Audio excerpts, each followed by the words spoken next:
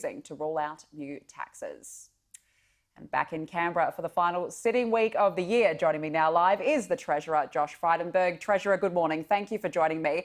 I want to begin by asking you about vaccine mandates. They've been described as cruel and unnecessary. That's according to Gerard Rennick. Do you agree?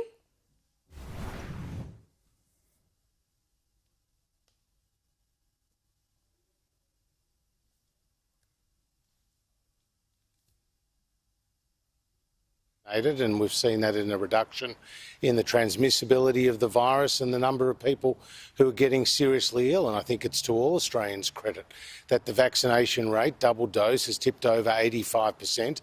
And in those jurisdictions where there have been extended lockdowns, like New South Wales, Victoria and the ACT, it's been even higher. Our focus is obviously on opening up the economy, and more people being vaccinated enables that to happen. All right, but it's the final sitting week of the year. Has there been any attempt to talk with the Liberals, Gerard Rennick and Alex Antic, on the matter? Well, I talk to my colleagues all the time, and they recognise the importance of the economy opening up, jobs coming back, taxes being driven down lower, and that's what our policies do. And we've got some good news today with Treasury analysis and ATO data showing that small businesses have been the beneficiaries of around $5 billion of tax relief this year and next, and that is driving more job creation across the economy, with SMEs, small and medium-sized businesses, creating some 600,000 jobs between April of last year and September of this year. So not only are we delivering lower taxes, we're delivering more jobs. That's from a stronger economy, and an economy where more people are getting vaccinated too. All right, well, let's talk about tax. Can you commit to extending the low and middle income tax offset, which is due to expire in June next year?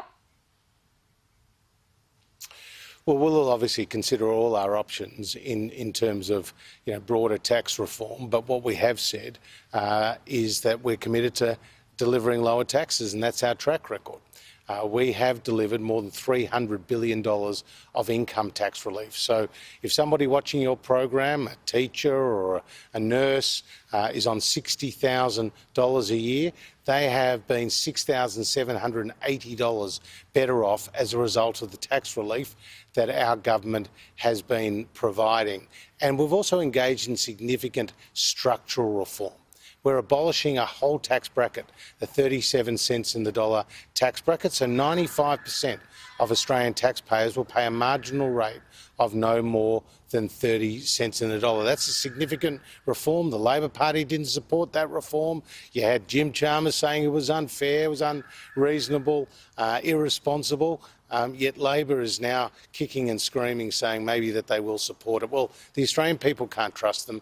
And just yesterday, the Australian people saw Jim Chalmers refuse to rule out further tax increases as they were proposing at the last election. So the leopard doesn't change their spots. The Labor Party is committed to higher taxes. We're delivering lower taxes. OK, but can you give a level of guarantee, though? You're essentially leaving open the prospect of what is a tax increase, though, if the income tax offset expires. No, we're all about lower taxes, and that's been our track record. The initiative you're referring to, the lower middle income tax offset, we've had that in more recent budgets, but we've also had significant structural reform, and that structural reform still has a stage 3, which has been legislated, but is yet to be implemented fully. That's all about delivering lower taxes. Whether you're a small business or whether you're a family, you're getting lower taxes from the Morrison government. So there won't be a tax increase if it expires? Well, again, our policies have been consistent across the board.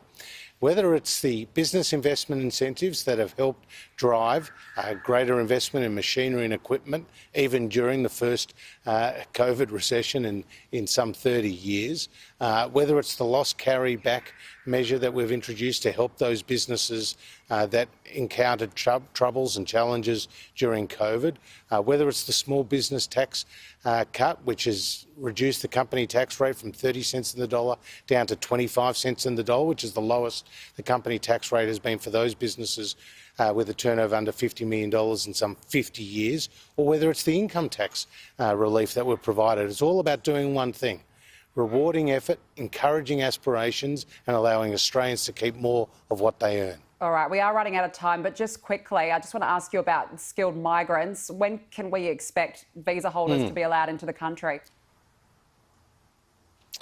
Well, we want to allow skilled migrants to come to our country, as well as international students, sooner than later. The Prime Minister will be standing up this morning and having more to say about the detail of that announcement. But it's the natural next step following the announcements we've already made around Australians, citizens and permanent residents coming back without the need for quarantine. We've now got the bubble with Singapore, which is in effect, and the next step is with respect to skilled workers and with international students. Both skilled workers and international students play an essential role in our economy. International students are worth some $40 billion to our economy, and we know that there are workforce shortages out there, and skilled workers can play a key part in meeting some of those shortages, whether it's in hospitality, whether it's in construction, whether it's in mining, whether it's in agriculture, across the broader economy, including IT and professional services. So there is a need to bring back those skilled workers. It will make our economy stronger as we recover from COVID-19. Treasurer, we have to leave it there. Thank you for joining me this morning. My pleasure.